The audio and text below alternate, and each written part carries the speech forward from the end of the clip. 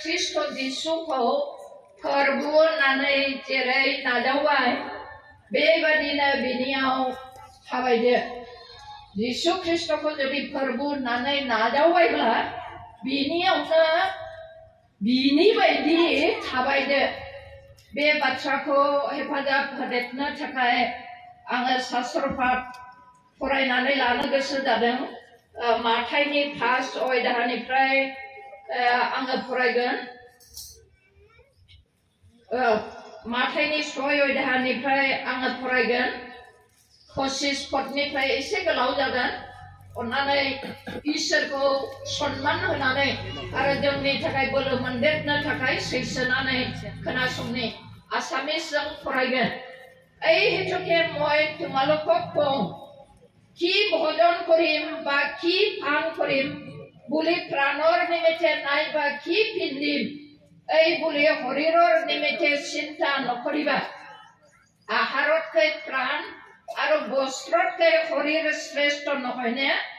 আকাশৰ চৰাইবোৰলৈ চোৱা সেইবোৰে নবয় নাদায় আৰু মেৰতো নচবায় তথাপি তোমালোকৰ স্বৰ্গীয় পিতৃয়ে সেইবোৰক আহাৰ দিয়ে তোমালোক সেইবোৰতকৈ অধিক মূল্যৱান নোহোৱানে আৰু তোমালোকৰ মাজৰ কোনে চিন্তা কৰি নিজৰ আয়ু হাতকে বঢ়াব পাৰে আৰু বস্ত্ৰলৈ বা কিয় চিন্তা কৰা পথাৰৰ সোণাৰী ফুল কেনেকৈ বাঢ়ে তাক ভাবি চোৱা সেইবোৰে শ্ৰম নকৰে উঠাও নাকাটে তথাপি মই তোমালোকক কওঁ চলোমন নিজৰ সকলো ঐশ্বৰ্যৰে সৈতেও সেইবোৰৰ এটাৰ নিচিনা বিভূষিত নাছিল এতেকে পথাৰত যি বন আজি আছে খাইলে জুইশালত ফুলোৱা হ'ব তাকো যদি ঈশ্বৰে এনেকে ভূষিত কৰে তেন্তে হে অলপ বিশ্বাসীবিলাক তেওঁ তাতকৈ তোমালোকক ভূষিত নকৰিবনে এই হেতুকে কি কাম কি পান কৰিম বা কি পিন্ধিম এই বুলি চিন্তা নকৰিবা কিয়নো পৰ জাতিবিলাকে এই সকলোকে বিচাৰে আৰু এই সকলোবোৰৰ যে তোমালোকৰ প্ৰয়োজন তাক তোমালোকৰ স্বৰ্গীয় পিতৃয়ে জানে কিন্তু তোমালোকে প্ৰথমে তেওঁৰ ৰাজ্য আৰু ধাৰ্মিকতা বিচাৰা তাতে এই সকলো তোমালোকক দিয়া হ'ব 34 পদ এতেকে কাইলৈৰ নিমিত্তে চিন্তা নকৰিবা কিয়নো কাইলে নিজে নিজলৈ চিন্তা কৰিব দিনৰ যি কষ্ট दिन थले हे जथेष्ट इसोरा गावनि गोथां बाथ्रा फरायनाय खोनासंनाय साफ्रोमबोनि सायाव थानानै बोर गोथां गुसुङै प्रार्थना खालामनि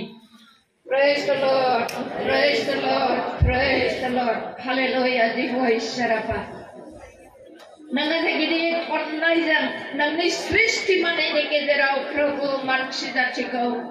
dam hananai sonman hananai gidi onnai hananai be songsara Prabhu nang जोंखौ सोरजिबाय बेनि थाखायनो जों नोंखौ हामबाय होननानै बाख्नायो संसाराव गिनांगौ दं गाबनांगौ दं अभाब दं सैसोनांनाय दं गिनांगौ दं फोरबो नाथाय जोंनि बे गासैबो नांगौफोरखौ नोंनो सिगाङाव नुगासिनो दं आरो नोंनो गासैखौबो जोंनो जगायो आरो गासैबोनिफ्राय जोंखौ उद्धार खालामो नोंनि पवित्र शास्त्रनिफ्राय प्रभु नों जे जोंनो खोन्थाबाय आफा बुंथिबाय आफा बे शास्त्रनि बाथ्रानि थाखाय नोंखौ हाजासे हामबाय होननानै बाख्नायदों फोरबो नोंनि अननायजों फोरबो जोङो दाना नोंनि सिगाङाव जुथुमनो हाबाय रंजानो रोजाबनो नोंखौ बाख्नायनो हाबाय आफा बे खाबुनि थाखाय नोंखौ हामबाय होननानै बाख्नायदों दाबोनो बे नोंनि पवित्र गोथार बाथ्रानिफ्राय जोङो फंसे फंनै बेबायदिनो जेरै नाजावबाय बेनियावनो थाबायदो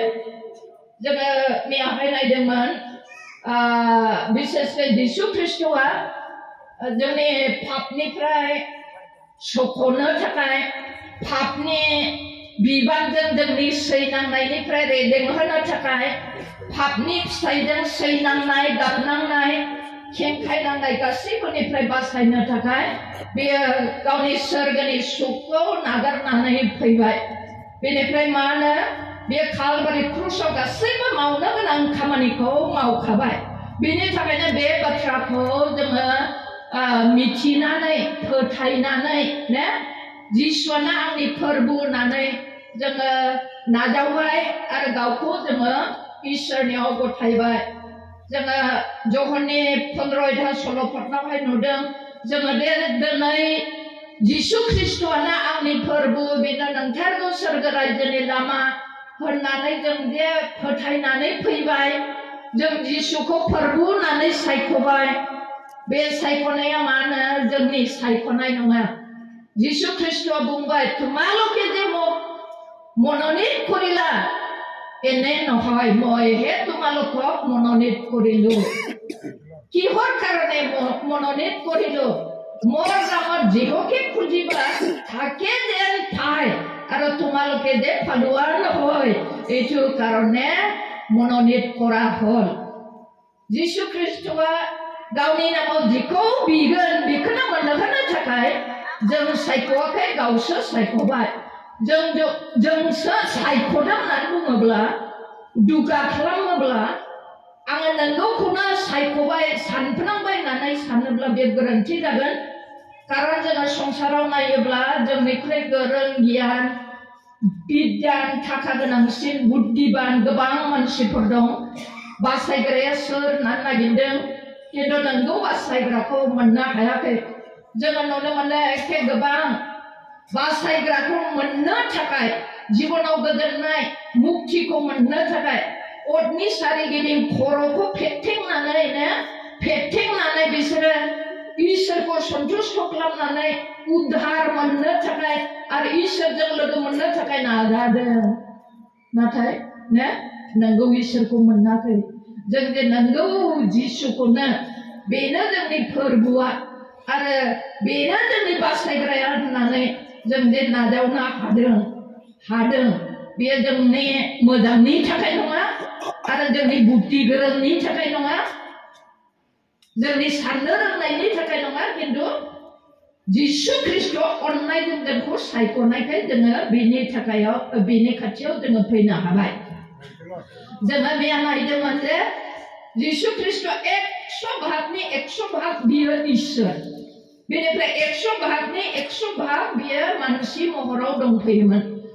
बेनि थाखायनो जेब्ला मानसि महरै जोंखौ बासायनो बलिदान जानो थाखाय दंफैयोमोन जोङो मैया नुदोंमोन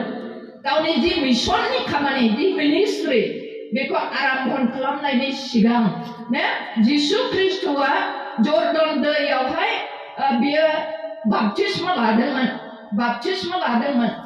बाप्तिस्मानि ओंथिखौ जोङो मिथिगौ ने गावखौ इसोरनो समर्पन खालामनाय मोदोमनि लुबैनाय गांनाय उखैनाय राग थगायनाय सैसोनो हायै अधैर्य बे गासैखौबो माने जिसु ख्रिस्ट'नियाव गावखौ गथायनानै आंनि गासैबो पापमय जिबना गोजाम जिबना थैबाय जिसुजों लोगोसे थैनानै हाखराव फबजाबाय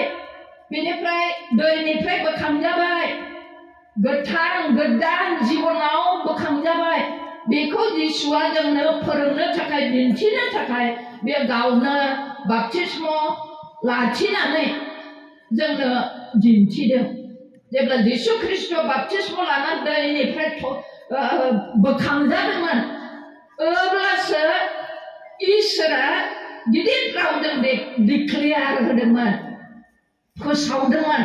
बेनो आंनि हामजानाय फिसा हौवाया सोरगोनिफ्राय गिदिर आवाज फैदों बेनिफ्राय मा जादों सोरगोआ गेंदों बेनिफ्राय सोरगोनिफ्राय गुफुर फारौ फैदों बेनिफ्राय जिसुनियाव बाफैदों जिसुनियाव हाबफैदों ने गोथार जिउ फैदों बेनि उनावसो जिसु ख्रिस्ट'आ गावनि मिनिस्ट्रिखौ मावजेननो थाखाय बेयो ओंखारदों थामथिम जादों नाथाय गावनि मिनिस्ट्रियाव थांनायनि सिगां आरोबावनो जोङो मा नुदोंमोन जिसु ख्रिस्ट'आ बिफा इसोरजों आरोबावनो लोगो लाबावनो थाखाय रायज्लायबावनो थाखाय सोंस्राबावनो थाखाय बोलो बिस्राबावनो थाखाय बेयाव 40 दिननि थाखाय उदै बासिनानै हाग्रायाव थांदोंमोन जेब्ला हाग्रायाव बेयाव फास्टिं लादोंमोन 40 दिननि थाखाय शयताना फैनानै जिसु ख्रिस्टखौ आनजाद लादोंमोन बे आनजादना गासैबो मोदोमनि आनजाद उखैनाय गांनाय बेनिफ्राय मान सन्मान बेनिफ्राय समायना रमायना बेखौ शयताना जिसु ख्रिस्टनो दिन्थिथिनानै जिसु ख्रिस्टखौ खोख्लैनो थाखाय ने इसोरनि बिसाखौनो 100 भागनि 100 भाग इसोराखौनो खोख्लैनो थाखाय आनजाद लादोंमोन खिन्थु जोङो नुनो मोनबाय जिसु ख्रिस्टआ देरहाबाय दिनैबो जोङो बे जिसुआ आंनि फोरबो बेल' बासायनो हाग्राया बेल' सोरगोनि सैथो लामाया होननानै जोङो फोरबो होननानै नाजावबाय मानिबाय बेनि थाखायनो जोङो बेयाव गासैबो ज' दङ जिसुखौ जेरै आनजाद लादोंमोन ने संसारा मोदोमनि नांगौआ बेबायदिनो दिनैबो जोंनि बे हानि मोदोमाव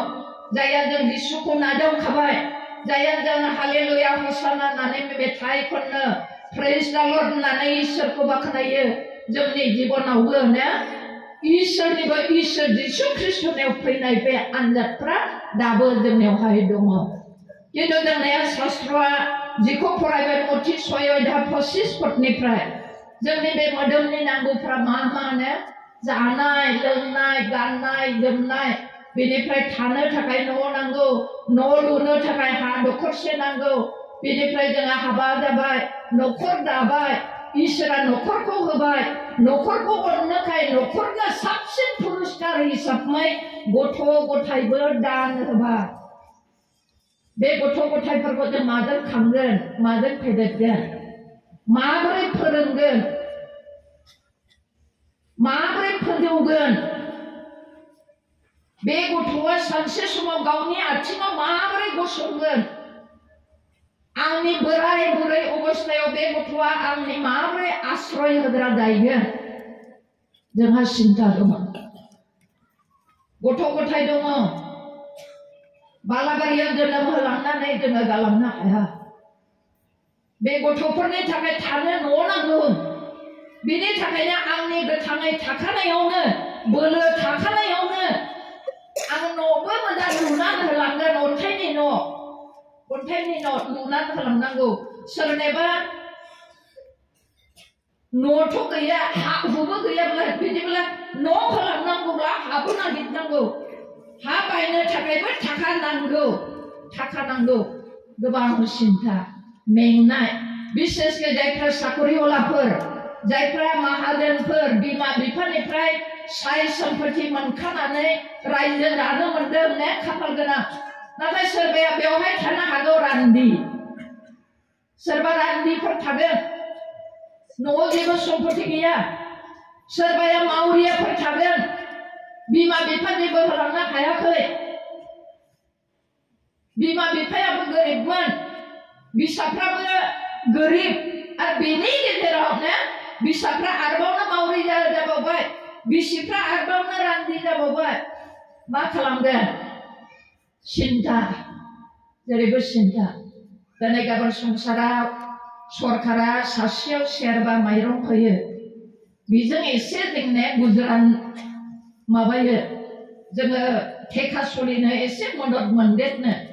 खिन्थु सानफ्रामबो जोंनो थाखा नांगौ आरो बे सासेयाव माइरं सेरबा होनाया जोंनो थोआ जोङो जानो लोंनो संख्रि बानलुनि थाखाय मैगं हा हु जथेस्थ गैया न'नि मैगं दङब्लाबो माबा आरो गुबुन बायदेरनो लुबैयो ना बेदर बायदेरनो लुबैयो न'आव दाउ सोरबाया फुख्रि दं अब्लाबो आरो बायदेरग्रा दिनै मानसिनि सर' दं सानफ्रामबो थाखा नांगौ बिदिब्ला मा खालामनाय महायनिफ्राय मोननाय खिन्थु शास्त्र जोंनो खोन्थाबाय सोरबा अभाबाव दंने सोरबाया रान्दिने सोरबाया मावरियाने सोरबाया बिमा बिफानिफ्राय जेबो हा हु सम्पति मोनाखैने सोरबाया लेखालाय फरायदोंमोन साखरिबो मोनाखिसै बिनिफ्राय मा होनो बायदिसिना बिजनेस गोरलै गोलामसो मावनानै जानाङो बिनि थाखायनो थोआ बेबायदि सिन्ता दं नामा? दङ। जों मानसिनि बयनिबो सिन्ता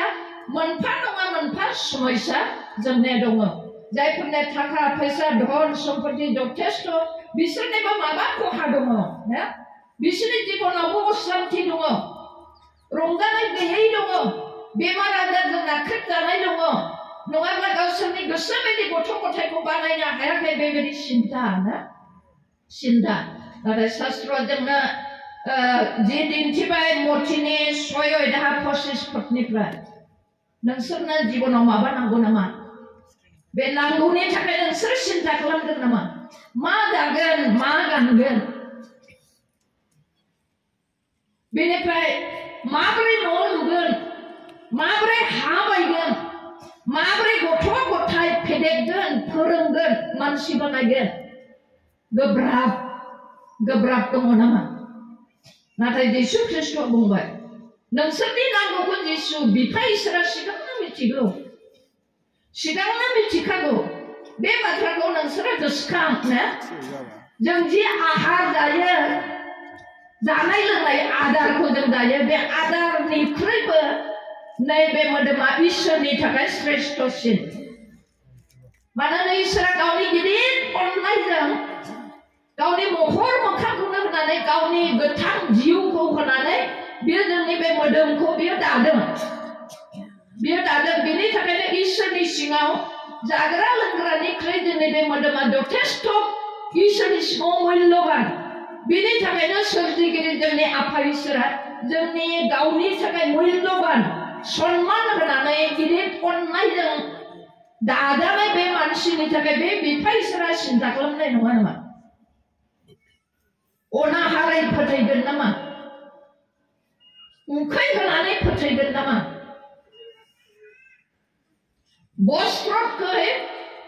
বস্ত্রকই শরীর শ্রেষ্ঠ নহয়নে তোমালোকৰ স্বৰ্গীয় পিতৃয়ে बेयाव इसोरनि बाथ्रा बुंदों बस्त्रकै शरीर श्रेष्ठ নহয়নে गाननांगौ जोमनांगौनिख्रुइबो बे मोदोमा श्रेष्ठसिन इसोरनि थाखाय दाम गोसासिन नङाने बेनि थाखायनो गाननांगौ जोमनांगौ जानांगौ लोंनांगौनि थाखाय सिन्ता दाखालामसै आकाशनि दाउसिनफोरा जेबो आबादबो फोआ बिसोरो जेबो मावा अब्लाबो बिसोरखौबो इसोरा फोथांनानै दङ बेनिफ्राय मा होनो जोंनि बे मोदोमाखौथ' इसोरा जोंनि बे जिबनाखौथ' बियो गिदिर अननायजों दान होनानै गावनि हांखौनो होनानै बानायबाय बियो बेखौ फोथांनानै दोननाय नङा नामा इसोरा गावनि सोरजिजानाय नोंनि थाखाय आंनि थाखाय सिगांनो सिन्ता दंखायो मानोना हाग्रानि खनानि बिबारफोरा आइब्रुबो फुना लिपस्टिकबो फुना बेनिफ्राय खुन्दुंबो दाया गाननाबो जोमनाबो अब्लाबो बे हाग्रानि बिबारफोरखौ नाय बेसेबांबा समायना सलमननि गियान सलमननि समायनायाबो बे गांसोफोरनि बिबारफोरनि समायनायजों समान नङा बिदिब्ला नोंनि गाननांगौ जोमनांगौनि थाखाय समायनांगौनि थाखाय इसोरा सिन्ता खालामनाय नङाने निश्चय इसोरा सिन्ता खालामो सिगांनो जोंनि नांगौखौ बियो जोंनो बियो सिगांनो मिथिगौ बेनि थाखायनो बेनि प्लान दं ना आं रान्दिखौ जाहोनो थाखाय आंनि मावरिया बिसाफोरखौ खांनो थाखाय बियो सिगांनो प्लान खालामना दोनदों ना सोरबा मावरिया गथ'खौ फेदेरनो फोरोंनो थाखाय माबा मोनसे खामानियाव बाहायनो थाखाय इसोरनिया परिकल्पना दं जेरेमियाव जोङो नुनो मोनो साफ्रोमबो मानसिनि थाखाय इसोरहा मोनफा मोनफा प्लान दंखायो बेनि थाखायनो जोंनि जिबनाव जा जादों घटिदों ने गरिब जा रान्दि जा मावरिया जा हिनजाव गैयै थैजानाय जा इसोरनि माबा मोनसे परिकल्पना जों मानसिनि सायाव दं बे परिकल्पनानि गेजेरजों बियो मा मिथिहोगोन गाव बोलोग्रा इसोर होननानै बियो मिथिहोगोन इस्राएल जाथिफोर मिसरावहाय लेंबैनानै थानांदोंमोन किन्तु इसोरा गावनि फिसाफोरनि लेंबै नांनाय गाबनांनायखौ सैनांनायखौ बुजानायखौ नासयजानायखौ नायसनदोंमोन बिसोरनि गाबनायखौ इसोरा खोनासंदोंमोन बेनि थाखायनो मसीनि दारै मोसानि दारै इस्राएल जातिफोरखौ समाय लाखानायनि प्रतिज्ञानि हादरनाव कानान हादरनाव लांफिननो थाखाय इसोरा मसीखौ सोमोनांथावै फेदेरदोंमोन बासायदोंमोन ना फरन राजानि दानस'जानांगौनिफ्रायबो फेदेरदोंमोन नंमारगौयैनो फरन राजानि आखाइनिफ्राय मसीया जेब्ला इस्राएल जातिफोरखौ समाय लाखानाय हादर कानान देशआव लांफिननो थाखाय दैखौ लांदोंमोन 11 दिननिल' लामामोन ना 11 दिननि लामामोन नाथाय मानो 40 बोसोर इसोरा लागायबाय 40 बोसोर इसोरा मारु गोरानाव 11 दिननि लामाखौनो 40 बोसोर बारायनानै होबाय मानो इस्राएल जातिफ्रा नंथारमारगौयैनो 11 दिनावनो जुदि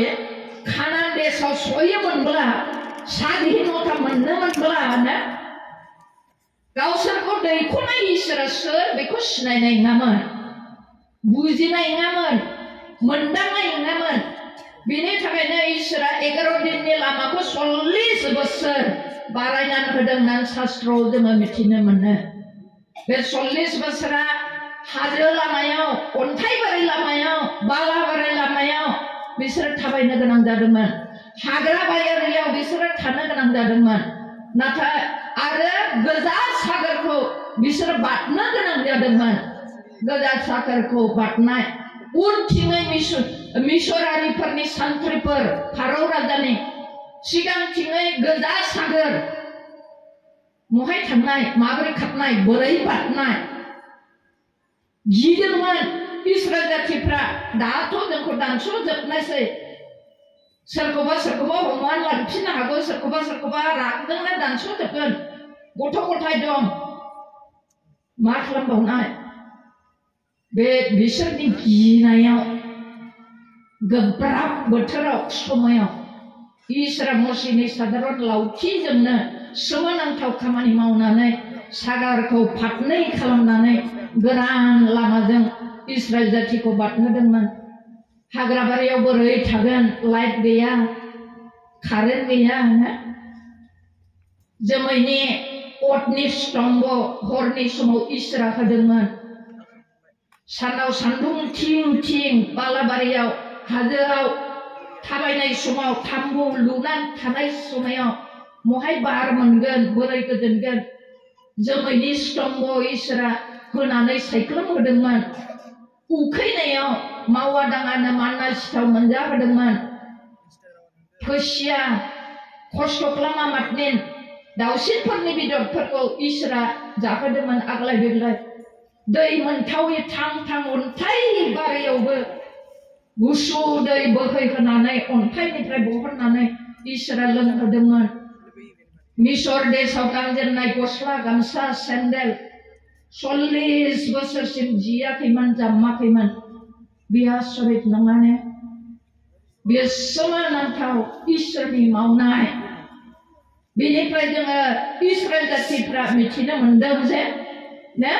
जोंखौ दैदेनबोनाय इसोरा मामुलि इसोर नङा बियो गोथां इसोर बियो बोलोग्रा इसोर मावनो हाग्रा इसोर अननायजों बुंफबनाय इसोर दिनै जोङो इसोरखौ जिसु ख्रिस्ट'नि गेजेरजों जों इसोरनियाव फैबाय जिसुखौ जोङो नाजावबाय फोरबो होननानै जोङो मानिबाय फोरबो होननानै मानिबाय अब्लाबो जोंनियाव अभाब दङ बेमार दङ सैसो नांनाय दं जेननाय दङ गथ'फोरखौ बानायनो नागिरदोंबा हायाखिसै जेनबाय गथ'फ्राबो फरायनो सेस्था खालामदोंबा फरायनो हायाखिसै सोरबाया फरायबाय गोबां खस्थ' खालामनानै साकरि मोनाखिसै सोरबाफ्रा बेमार आजार दङ गोबां थाखा फैसा गारबाय प्रार्थनाबो खालामबाय हामाखै मानो हामाखै इसोरा जुदि गावखौ फोथायग्रा बेसादफोरनो जेब्लायबो रंजा बाजाल' दोनोमोनब्ला बे संसारनि रंजा बाजा रै रथमाव जोङो बावनानै प्रार्थना खालामनोबो गोसो जानाय नङा प्रार्थना खालामगोन 1 सेकेन्ड खालामगोन ना हामबायसै आफा गुड मर्निं आफा गुड नाइट आफा जोङो उदै बासिनाय नङामोन जोङो गाबनाय प्रार्थना खालामनाय नङामोन आरो जोङो इसोरा जोंनो बे दुखु खस्थ समस्याफोरखौ हरदों जेब्ला जों गाबगोन प्रार्थना खालामगोन उदै बासिगोन जोंनि मावनायखौ जोंनि बिनायखौ बियो गासैखौबो जाफुंजोबगोन अब्ला जोङो मिथिगोन जोंखौ सायख'नाय सोरजिनाय इसोरा बोलोगोरा इसोर गोथां इसोर होननानै जोङो मिथिगोन बेनि थाखायनो जोंनि जिबनाव दुखु खस्थ सैनांनाय बेमार आजार दङ नाथाय मानो सिन्था खालामनानै नोंनि जिउआवनो थांखोरसे बारायनानै होनो हागोन नामा हाया सिन्था खालामनानै नोंनि दोंसे गुफुर खानायखौ गोसोम खालामनो हागोन नामा हाया खिन्थु इसोरा हाग्रा इसोर आरो आंनो मा नांगौ नोंनो मा नांगौ इसोरा सिगाङावनो मिथिगौ आरो माब्ला होगोन बियो गाव परिकल्पना खालामदों जोङो नुनो मोनो लुकासनि 1 अध्याय 1 निफ्राय 9 पदनाव सिमन पिटरनि खोथा बेवहाय जोङो नुनो मोनो जिसु ख्रिस्टआ जेब्ला बाप्तिस्म लाबाय आरो हाग्रायाव फास्टिं खालामनानै बियो फैबाय बे गावनि मिनिस्ट्रिखौ आरम्भ खालामबाय आरो गावनि मिनिस्ट्रियाव हेफाजाब होफानो थाखाय सेला सायख'जेनबाय बे समाव जिसु ख्रिस्टनि बोसोन खोन्थानायखौ खोनानानै गोबां मानसिफ्रा जिसु ख्रिस्टनि उन खाथियाव ज' जाफैदोंमोन बे समाव बिसोरो दैनि बोरि सेरावहाय दङमोन अब्ला जिसु ख्रिस्ट गंनै नाव दैयावहाय नुदोंमोन जेब्ला मानसिफ्रा भिर जाबाय जिसुनि बाथ्राखौ खोनासंनो थाखाय फैबाय बेखौ नुनानै जिसुआ गोख्रैनो बे दैयाव थानाय गंनै नावनि गेजेराव जिया सिमननि नाव बे नावआव गाखोबाय नावआव गाखोनानै बियो हागुङाव थानाय ज' जाफैनाय फालोफोरनि गेजेराव इसोरनि बाथ्राखौ जिउनि बाथ्राखौ गोथार लामाखौ बियो बानजायबाय दिन्थिबाय फोरोंबाय जेब्ला मानसिफोरनो बियो शिक्षा होखांबाय जाया नावनि मालिक सिमन बे सिमनखौ जिसुआ बुंबाय नावखौ एसे गोथौआव लांदो बिनिफ्राय मा होनो जेयाखौ आगदाथिङै साथहरदो होनबाय अब्ला सिमना बुंदोंमोन हे नाथ हे गुरु ने जोङो हरसे माने ना साथबाय गासै साथग्रिंजोबखाबाय मासेबो मोनखाबाय बिनि थाखायनो नाबो मोनाखिसै जेसो जोङो सुबाय आरो थफ्ला बोनबाय न'आव थांनो मानोथो नोंलाय जे साथनो थिनबावखो पिटरा सिमना निराशा आसा गैयै दुखु मेंग्लिनाय अबस्थायाव जिसु ख्रिस्टआ सिमननि नावआव गाखोदों जेब्ला सिमननि नावआव जिसुआ गाखोबाय जिसुआ सिमननो आरोबावनो साजेसन होबाय खायदा होबाय आगदाथिङै साथसाय सिमना बुंबाय हरसे माने साथग्लिजोबखाबाय अब्लाबो मोनखाया जाखाले आंहा जि गोसोनि आसा दंमोन आं बेखौ मावफुंनो हाखाले आंनि गथ'खौ आङो फोरोंनो फेदेरनो हाखाले नङाब्ला सोरबाफ्रा आङो फरायबाय आं साकरि मोनखाले सोरबाफ्रा बेमार आजार दङ आं एखे गाखाले थैखानायसै निराशा किन्तु जिसु ख्रिस्ट सिमननि नावआव गाखोबाय बे लामा दिन्थिबाय आगदाजों साथले सिमना बुंबाय मोनखायाखै आसा गैखाले अब्लाबो नों बुंनायखायनो जिसुआ बुंनायखाय आं साथनायसै होनना बुंबाय ज्राव साथबाय जेब्ला जेखौ साथबाय जिसुनि बुंनायखौ मानिनानै आसा गैलेब्लाबो अब्ला मा होनो जे बुंजासे ना नांबाय खाथिनि गुबुन नावखौबो लिंहरजोब्बाय बेनिफ्राय बिसोरो नाखौ आग्लाय बिग्लाय बोखांनो मोनबाय जोंनि जिबनाव निराशा सोरबाया न'खर खांनो थाखाय गथ' गथाय फोरोंनांगौ न' लुनांगौ बिजनेस खालामदों मैगं बायस'दों फानदों सोरबाया माबा माबि मुलि फानदों सोरबाया गोरलै गोलाम माबा माबि महरी लिरख्रु लिरखा खालामदों थाखा खामायनो नाजादों सोरबाया सानफा मानिनो साहा दखान होनानै मालफुवा सावनानै न'खरखौ खांनो लुखांनो थाखाय नाजादों जाले आसा गैले निराशा जाबाय मा खालामनाय सिमना जिसु ख्रिस्ट'नि बुंनायखौ नों बुंनायखाय आङो सारनायसै होननानै ज्राव सारदों अब्ला आसा गैयि ना जे बुंफबलायनाय गंसे नाव थोज्लायि गुबुन नावखौ लिंहरदेरलायनांनाय बेबायदि ना नांदोंमोन बेनिफ्राय जोङो बेखौनो सोलोंनि जोंहा जिबनाव माबा गोब्राब दं नामा अभाब दं नामा सैनांनाय दं नामा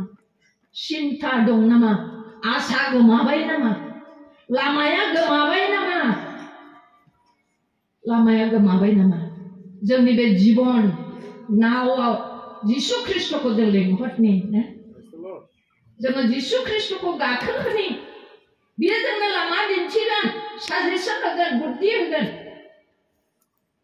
बेनिफ्राय बियो जोंनो नांगौ मानिखौ बियो बोर होगोन जोङो जिसुखौ नाजावबाय जोंनि बे जिउनि जिबनाव नावआव जोङो जिसु ख्रिस्ट'खौ आंनि प्रभु होननानै जों नाजावखाबाय किन्तु दानि मा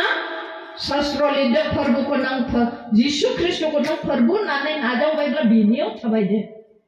सिमना बुंदोंमोन नों बुंनायखाय आं सारनायसै बिनि थाखायनो जिसु ख्रिस्ट'नि बुंनाय बायदि थाबायदोनि अब्लासो जोंनि आसाया जाफुंगोन निराशायाव जों लामा मोनगोन जिसु ख्रिस्ट'नि साजेसनखौ जों खोनानो मोनगोन आरो जोङो सिगांथिङै आवगायलांनो हागोन आसा गोमाजानाय कयेकजन हिनजावफोरनि नामखौ आं बुंनो गोसो जादों बाइबेलनि हिनजावफोर नङा जोंनि गामिनि हिनजावफोरनि खोथा सासे हिनजावसा फिसा साथाम हौवासा सानै हिनजावसा सासे फिसा गोरलै गोरलैयावनो फिसाया हथात थैस्लदों दाने माबोरै खांबावनाय गथ'फ्राखौ लामा गैले हेफाजाब होफानो गुस्थिफ्राबो माहाजोन मानसि गैया सोर फोरोंबावनाय फिसाफ्राखौ दाहोना रुवाथि दोननांगौसो लावखारसो दोननांगौ नाथाय बे बिमाया मा खालामदोंमोन जिसु ख्रिस्ट'खौ गावनि गोसोआव गावनि नावआव घाटवाल हिसाबै बे लिंहरदोंमोन जिसुखौ नाजावदोंमोन बेनिफ्राय मा खालामनानै आंनि गथ'खौ खांगोन बियो सिन्था खालामदोंमोन जिसुआ बेनो लामा दिन्थिदों मालफुवा सावदो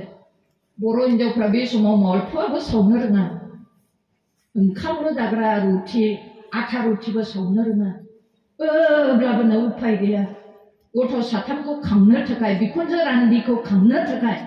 गाव थांनानै थानो थाखाय बे मालफुवा सावनानै फाननो सोलोंबाय साहा फुदुंनानै फाननो सोलोंबाय सोमोनांथाव इसोरनि अननाय मावनाय बे जेब्ला गावनि जिबनाव जिसु ख्रिस्ट'नो जायगा होबाय बिनियाव बरसा लाखिबाय प्रार्थनाजों आवगायबाय गिर्जा प्रार्थनाखौ नागाराखिसै अब्ला इसोरा बे हिनजावसानि बे मालफुवा सावनायनि गेजेरजोंनो गेदेर बोर होबाय फिसाफ्रा जायो लोङो जथेस्थ' मोनो बेनिफ्राय स्कुल हाबबाय फिसाज्ला गेदेरना मेट्रिक पास जाबाय मेट्रिक पास जानायनि उनाव फिसाज्ला गेदेरना बुंबाय आंनि फंबाया फरायथोंसै बेनि थाखायनो माबा माबि सोरबा माहाजोनफोरजों साब कन्ट्राक्ट मावफाबायनानै बे फंबायखौ लेखा फोरोंबाय दिनै बे मालफुवा सावग्रानि बिसाज्लाया बेंटल कलेजाव लेक्सारार जाबाय लेक्सारार जाबाय नालाय हिनजावाबो लेक्सारारनो बड'लेण्ड इउनिभारसिटियाव सानैबो MA पास खालामनानै दा बिसोरो सासेजों लोगोसे आरो सासे बिहामजोनि खामायनायखौबो मोनजानो हाबाय न' बां गैयामोन मालपुवाल' सावनानै खुनुरुखुम दिन गुजरान थांदोंमोन दाने फिसाज्ला गदाया गावनि थाखाय न' लुबाय फिसाज्ला गेदेरना गावनि थाखाय न' लुबाय ने टाइल्स लागायनाय मार्बल लागायनाय बिमानि थाखाय जेबो सिन्था गैया मालपुवा सावनाया नागारबाय दा रंजा बाजा बिसौ नायनानै ने बे बिमाया मालपुवा सावग्राया गोजोनै रंजायै जानो थाखाय मोनबाय PhD खालामगासिनो दं PhDया जोबोब्ला डाक्टार जानायसैना डक्टर जोंनि आदा डक्टर बायदि डक्टर टाइटेल मोनगोन सोर मालपुवा सावग्रानि रान्दि हिनजावनि फिसा इसोरा बेबायदि मावो सोरनियावबा अभाब दं नामा गिनो जेबो गैया मावनो गोनां खामानिया जोंनि मा जोंनि बे जिबनाव जिसु ख्रिस्टनो जायगा होनाय आरो जिसु ख्रिस्ट मा मावनो थिनदों मा लामा दिन्थिदों बेखौ धैर्यजों सैसोनायजों मावलांनाय बेयावनो इसोरनि बोर दङ आरो सासे हिनजावसा नुबावदोंमोन आं 1996 सनाव आदिबासि बर'नि गिदिर दावराव जादों बे समावहाय बे न'खरनि गासैबो सावजाजोबदों मैसो फालो दंमोन मैसोआबो खावना लांजाजोब्बाय जेबो गैला रिलिफआव थानांबाय रिलिफआव थानानै दालाय मा जाखो फिसाया आन्दायबाय गावनि फिसा साब्रै दङ बिसोरखौ माबोरै जाहोबावगोन बोरै थांनानै थाबावगोन आन्दायबायनो लामा गोमाबाय बेनि थाखायनो मा जाबाय खामानियाबो गैले थांज्लायनो फैज्लायनो हाया आबाद मावनोबो बेनि थाखायनो समाया माबोरै बिथायबावनाय तास गेलेनो सोलोंबाय जुवा गेलेनो सोलोंबाय नाथाय न'खरनि बिमाया जानाय नङा बे अबस्थानिफ्राय बासायग्राया एकमात्र जिसुल' बेनि थाखायनो जिसुनि थाखाय गावनि जिबनखौ गथायबाय जायगा होबाय बेनिफ्राय जिसु ख्रिस्टनियाव बियो सोंबाय आं मा मावनानै आंनि बिसायखौ मोजां खालामगोन आंनि न'खरखौ आङो लुखांगोन जोंनि दहाय आदाया बुंदोंमोन बोसोन बिजाबनि सुइद'हाय दा 1 फट गियान गोनां हिनजावा गावनि न'खरखौ लुखाङो गियान गैयै हिनजावा जा दं बेखौबो बोफायनानै गारो बेनि थाखायनो आंनि बायलांनाय न'खरखौ गोदोसोना थानाय न'खरखौ आं माबोरै इसोर आफा आं मा थिखांगोन 70 थाखा आखायाव मोनबाय 70 थाखा दं बे 70 थाखाजों आं मा मावगोन इसोर सासे गावसिनि न'खरमा सेंग्रा दंफायोमोन बियो बेखौ बुंबाय बाबु जोंनि अबस्थाया एखे उदाया थांनानै थानो थाखाय जोंहा गोब्राब जाबाय थानो थाखाय न' गैया रिलिफनि न'आव थायो बेनि थाखायनो बे 70 थाखाजों जोङो पापर सावदोनि इसोरखौ सन्मान होबाय गिबाय गावनि गोसोआव जायगा होबाय प्रार्थना खालामबाय इसोरा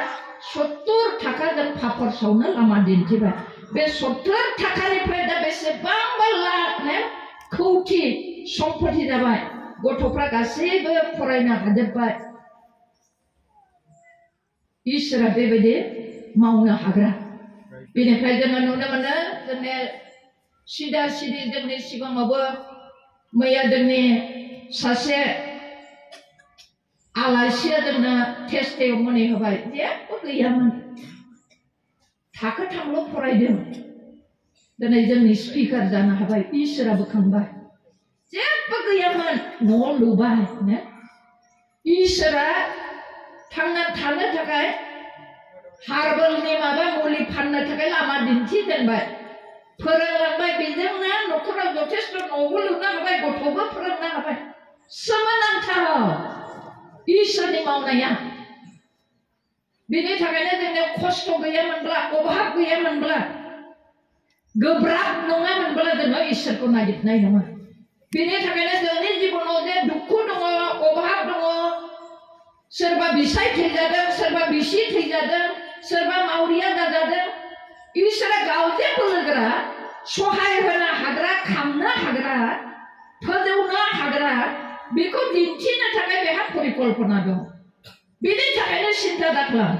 जोंनि मावनो गोनां खामानिया बे फैदो आरोबाव गावखौ दांग्रोमफावनि जिसुखौ जोङो नाजावबाय खिन्थु बिनि बुंनाय बायदि जोङो थाबायदोंना थाबायाखै बिनि बुंनाय बिनि इच्छाखौ जोङो मोनदांदोंना मोनदायाखै बिनि फोरोंनाय रावखौ जों खोनादोंना खोनायाखै जिसुनियावनो थाबायदो जिसुनियावनो थाबायदो जोङो शास्त्रआव नुनो मोनो बोसोन बिजाबनि 34:15 पदनाव धोरोमियाफोरनि बिनायखौ इसोरा जेब्लायबो खोमा फाथियो जाय मानसिफ्रा जिसु ख्रिस्टनि बोसोन बायदि थाबायगोन धोरोमिया लामायाव थाबायगोन बे धोरोमियाफोरनि प्रार्थनाखौ जेब्लायबो खोमा फाथिनानै दंगासिनो दं आंनि बिसाजोआ माबा बिगोन नामा आंनि बिसाजोलाय माबा बिगोन नामा जुदि बिदों ना जिसुनि नामाव बिनायखौ होनो थाखाय लोगो लोगो होनो थाखायनो इसोरा बिफा इसोरा खोमा फाथिनानै दङ खोमा फाथिनानै दङ बिदिब्ला जोंनि आसाखौ जाफुंहोनांगौब्ला जोंनि प्रार्थनानि फिननायखौ मोननांगौब्ला जोङो मा होनो धोरोमिया जानांगोन जोङो दहाय नुनो मोनदोंमोन मथिनि 6:33 पदनाव नोङो सिगाङावनो इसोरनि रायजोखौ नागिरग्रो इसोरनि रायजोखौ नागिरनानै गिर्जायाव फैग्रो बिनिफ्राय नोंनि गोसोखौ जिसु ख्रिस्टनो होग्रो बिनिफ्राय बिनि बोसोन बायदि बिनि धोरोमनि लामायाव धार्मिक खोथानि लामायाव थाबाय नागिर अब्ला नोङो संसारनि गासैखौबो होजोबनाय जागोन गितफोरनि 15 नम्बर आरो 24 नम्बर बेवहाय जों जेब्ला नायगोन अब्ला नुनो मोनगोन फोरबोनि बै हाजो थिखिनियाव सोर गाखोनो हागोन आरो सोर गसंहैगोन जायनि आखायाव जिनित गैया जायनि गोसोआव खालाय गैया बे मानसिफ्रासो फोरबोनि हाजो थिखिनियाव गाखोनो हागोन गोजोननाय मोनगोन रंजानाय मोनगोन रैखा मोनगोन बिनि बोरखौ नुनो मोनगोन बिनि अननायखौ बिनि बोलोखौ नुनो मोनगोन सोरा जायनि आखायाव जिनित गैया जायनि आखाया गोथार जायनि खुगाया गोथार जायनि गोसोआ गोथार मेगना गोथार खोमाया गोथार जिनित गैया बे मानसिफ्रासो इसोरनि महिमाखौ बोलोखौ नुनो मोनगोन अननाय बोरखौ मोनदांगोन